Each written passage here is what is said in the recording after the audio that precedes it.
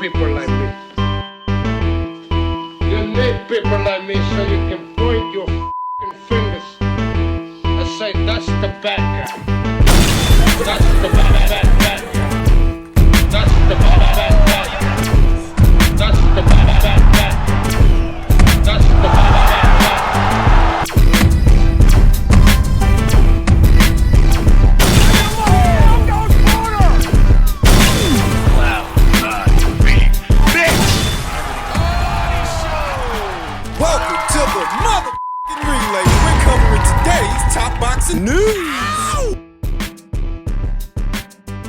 Okay, we'll start with this. Jose Valenzuela to return against Gary Antoine Russell on March 1st.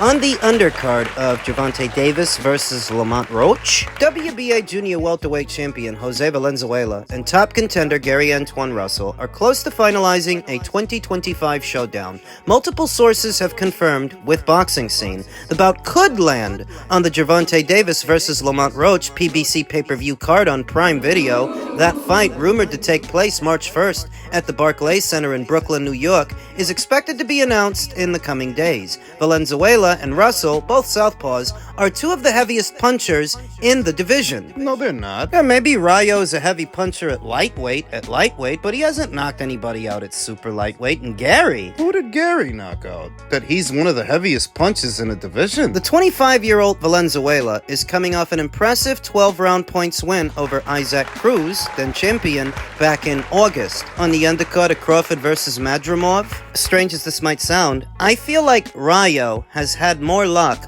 boxing off-platform than on-platform, because when he got beat by Edwin De Los Santos, that was a PBC show. When he got jobbed on the cards in the first Chris Colbert fight, that was also on PBC. That was a PBC show. His career best win over Isaac Cruz, that was not a PBC show. That was a Riyadh season show. A rematch between the two had been tossed around, but Cruz opted to instead face Angel Fierro on the February 1st David Benavidez versus David Morrell PBC pay-per-view card. Wait, so it was Isaac that chose not to run it back? And Valenzuela has now pivoted to a dangerous defense in the 28-year-old Gary Antoine Russell, the youngest of three brothers who are professional fighters. Russell of Capitol Heights, Maryland, was a touted amateur recognized for beating current IBF welterweight champion Jaron Ennis 3 out of 4 times in the unpaid ranks. Impressive for the amateurs, but this is the pros. And as a pro, Russell has stopped his first 17 opponents before losing a 12-round split decision to Alberto Puello last June with the WBC interim 140-pound strap on the line. Alberto has since been elevated to full WBC champion. In my previous video, I talked about how the decision to fight Gary Antoine Russell for Rayo, it doesn't make a lot of sense, and there's very little to gain, if anything. And why is the WBA allowing this? Why is the WBA allowing Gary to get a shot at Rayo's title when they have a mandatory in the queue? Andy Hirioka of Japan, he's waiting and he wants his title shot. Why should Gary get afforded a chance to fight for that belt before him when Gary's still coming off the loss to Alberto? He's coming off the loss to Alberto, whereas Andy is coming off the win over Ishmael. Sometimes you really can't take boxing seriously as a sport, and you certainly can't take the fighters seriously as businessmen. Try as hard as they might to seem as such, it makes no business sense for Rayo to go along with this. None whatsoever. That now that he's a champion and he doesn't have to fight Isaac again, he could have took that WBA title over to Top Rank and saw what it was worth to them, Matchroom, or even Golden Boy. Think about it. You go to Top Rank and see about doing a unification match with Teofimo, or you go to Matchroom, see about doing a unification match with Liam Bottle, the winner of Bottle versus Hitchens. Or you go to Golden Boy, get a few easy defenses in. That it makes no sense, absolutely no sense, to stay where you are, stay at the PBC, to voluntarily defend your belt against Gary. What are they paying you to do that? It's on an undercard, you understand that, so they can't be paying him very much, and it seems more and more like the fighters that are still there at the PBC are working off the net. Crowd-funded boxing. Now, they were already staging more pay-per-views in America than anybody else when they were in bed with Showtime and Fox. What I felt was largely unnecessary, but at this point, they're staging pay-per-views out of necessity. Now, they don't have a choice. What does that mean? Crowd-funded boxing. The boxers you see boxing on these shows are basically working off the net. Whatever comes in, whatever they can generate, since Amazon isn't giving them a budget. The writing has been on the wall all this calendar year. The PBC were only able to do a grand total of 5 shows. It's a far cry from how many shows they used to do. So I'm left wondering, who's Rayo's manager? Who's managing this kid's career? That they are keeping him there, and they're not only keeping him there, they're gonna put him in a voluntary title fight with Gary Antoine Russell. Listen, the Isaac Cruz rematch. That was risky. This is riskier than that. Gary Antoine Russell ain't some little guy. He's not a lightweight who moved up in weight like Isaac Cruz. Rayo Valenzuela had enough trouble trying to hold back and hold off Isaac Cruz. Now you gotta try to do the same thing with a bigger guy? Sorry to say, I don't like Rayo's chances in this fight, and it's very possible that he loses the WBA title so soon after having won it. This is the definition of counterintuitive. Well, how do you know the guy had a choice? How do you know that it was his decision to make? Look at Carlos Adames. Carlos Adames is a PBC fighter, but his next fight ain't on PBC. It's on a Riyadh season show early next year. So, if Carlos Adames has the kind of autonomy that he can take his title elsewhere for the best money, why wouldn't Rayo? That's where he won it. Off platform. Whatever they are now paying him to fight Gary Antoine Russell, he likely could have made on some other side of the street for another fight. He could have negotiated a 2-3 fight deal with Top Rank or Matchroom or maybe even Golden Boy, likely for the same money he's about to make against Gary. Comparable. I don't imagine he's making very much because I reiterate, it's an undercard fight. How much do you think they're paying him? And thus, it wouldn't surprise me at all if Rayo's title reign ended just as abruptly as it started. It wouldn't surprise me if Gary Antoine Russell proves to be too big, too strong, and too aggressive for Rayo Valenzuela. That's how I see it.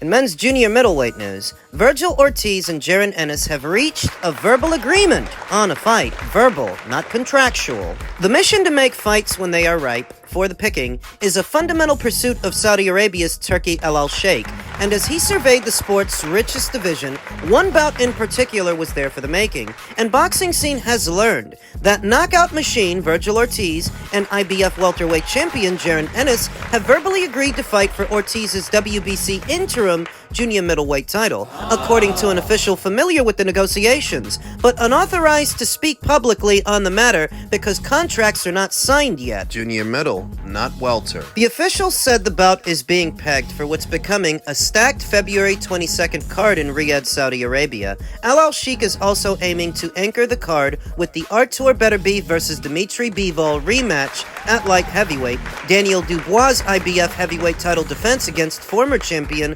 Joseph Parker, and a middleweight title defense by WBC champion Carlos Adames versus top-ranked Hamza Shiraz. Eddie Hearn also says he has offered Floyd Schofield a substantial sum to face Shakur Stevenson, and heavyweights Agit Kabayel and Zile Zhang could also be included on the bill. It'll be the best card, I think. The best card by a wide margin that Turkey has put together, and he's already put together some great shows. But this one, if they can get all of these fights or most of them over the line, It'll be the best show they've done, I think. Virgil Ortiz, 26, is coming off a stirring majority decision victory over Sergey Bohachuk on August 10th in Vegas, after getting knocked down twice, landing the more abundant and effective punches, while Ennis, 27, is coming off perhaps his flattest showing yet, a unanimous decision title defense win over Karen Chukadzian on November 9th in Philadelphia. Ortiz traveled to Saudi for the November 16th Latino night card staged in Riyadh by his promoter, Oscar De La Hoya,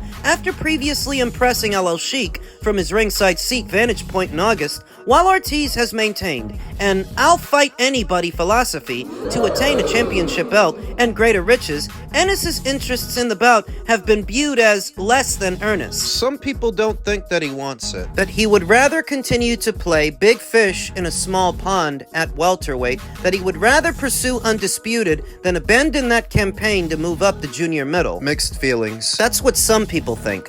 But what I think is, undisputed means more to Jaron Ennis' legacy than a win over Virgil Ortiz, because Virgil has never been a champion. He wasn't a champion at 147. He's not a champion now at 154. And good fight that this might be. Great fight. I don't think beating Virgil Ortiz gets you inducted into the Boxing Hall of Fame. On a long enough timeline, and in the greater scheme of things, going undisputed gets you closer to that.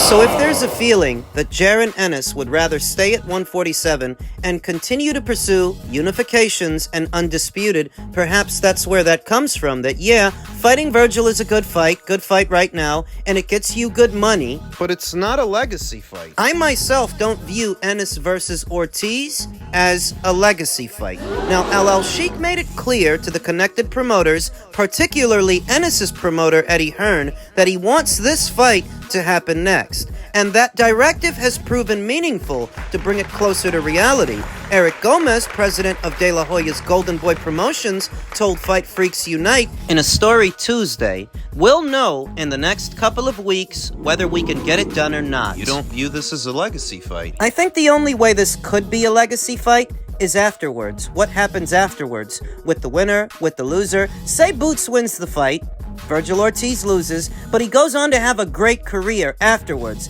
Then maybe it will count towards Jaron Ennis' legacy. Because then he can say, well, I'm the guy that beat the great Virgil Ortiz. If Virgil has a great career, we don't know that he will. If realized, the bout promises to be a fascinating match of Ortiz's forceful, forward attack versus Ennis' powerful and creative style. While Ennis has averaged ending his fights in 4 rounds or less, his resume is lacking. Part of that is because others, like former welterweight champions Errol Spence and Terence Crawford, found other things to do rather than fight him. I wouldn't put it that way. They fought each other. This is another article written by Lance Pugmire, and I just don't see eye to eye with Lance sometimes. I mean, saying that they found other things to do, the right thing for them to do was to fight each other, and that's what they did. And before it came to that, Terence reached out to Jaron Ennis for a fight. Team Ennis were more focused on staying loyal to Showtime. As long-winded as Lance's articles can be, why doesn't he include that? I think that's worth mentioning, that if Jaron Ennis hasn't fought either Errol Spence or Terence Crawford, at least one of those fighters made an effort to fight him, and he's the reason it didn't happen. You were more focused on staying loyal to Showtime. That's what your father said. You know what I mean? We was trying to set up a fight with him last month because BLK people called us. I said, yeah. Yeah, we'll take him in a heartbeat, just like that, right? And they said, all right, let's sit down and talk. I said, oh, you got to talk to my people first, though. Showtime. Yeah. See, I'm loyal to Showtime because I'm going to tell y'all, I never signed nothing with Showtime. And we've been through that a million times. So now he's on the precipice of facing Virgil Ortiz at a new weight, at 154, in a situation where neither guy really has the advantage, not per se, that there is no house fighter because this isn't a Matchroom show or a Golden Boy show. Nobody's got home field advantage. It's a neutral terrain because it's in Saudi. Is he really gonna do it? It'll be very bad optics for Jaron Ennis if he doesn't. It would seem that the cult following that he had while he was boxing on Showtime has sort of dissipated, waned as of late. They don't like him as much anymore when he's boxing under the Matchroom banner as opposed to the PBC banner. No, they liked him a lot better when he was on Showtime. And they liked him a lot better when he was being used as a pawn to protect Errol Spence from Terence Crawford. That's when they liked him. But now that that's not a hot button topic anymore, they don't like him as much. It's two groups.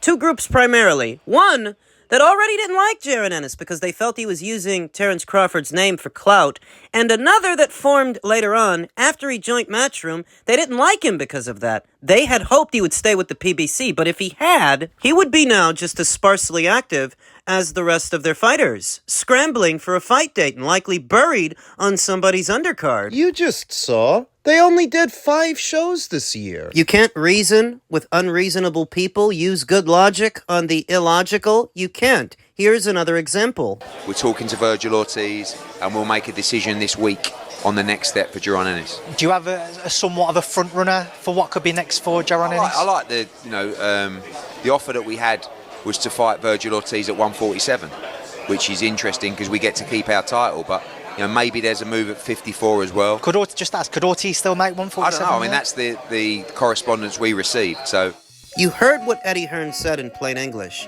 that they received correspondence for a fight with Virgil at 147 or 154. But it's the part about 147 that has people complaining. I saw a Twitter user that goes by the name Hassan say, so Eddie Hearn wanted the Jaron Ennis versus Virgil Ortiz fight at 147, but Boots and Virgil have agreed to fight at 154. Wait a minute, that's not what he said. I know that's not what he said, and so does Hassan, but he's going to present it that way because he has a narrative to push. I saw another Twitter user that goes by the name According to Boxing say, Hearn wants Virgil Ortiz to fight at 147, strictly boxing. If this is true, that fight definitely isn't going to happen. It makes no sense when Boots himself spoke about 147 potentially being a thing of the past. Virgil Ortiz beats Boots at 154. There's another guy who's deliberately misrepresenting a story due to disdain for Jaron Ennis. Put simply, he's only presenting it that way because he doesn't like Boots. Same as the other guy. Same with the outcome of the fight.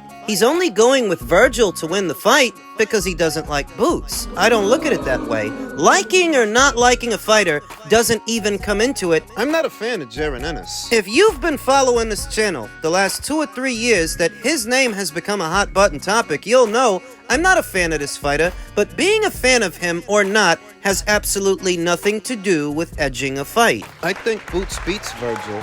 I think Virgil, the pressure fighter, his base style, it plays right into Jaron Ennis' hands. Jaron Ennis is a boxer-puncher. Virgil Ortiz is a pressure fighter. Boxer-punchers have a tactical advantage over pressure fighters, like what you saw when he fought Roman Villa. Or what you saw when Keyshawn Davis fought Gustavo Lemos. It's like that. What Jaron Ennis struggles with is movement. A fighter who stays on his toes and moves around, in and out. And that's not Virgil. Virgil's a pressure guy through and through. You say that, well, Virgil might be a little bit more acclimated to 154, but not really.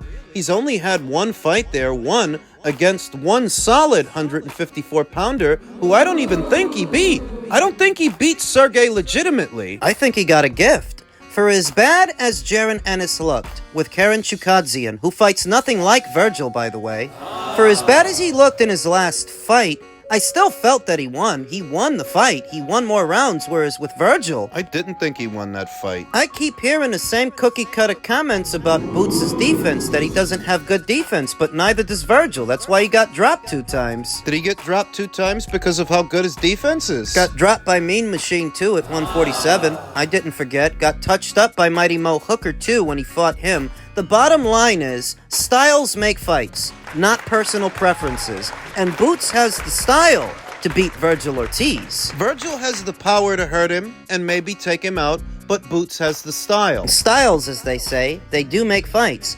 Power is only as good as your ability to deliver it, your ability to land. And I think that Virgil might find it hard to land a punch on Boots because he likes to get close to a guy when he does it. He needs to. He's a mid-range to inside fighter. Getting there will be the hard part. So I give the edge to Jaron Ennis if they fight.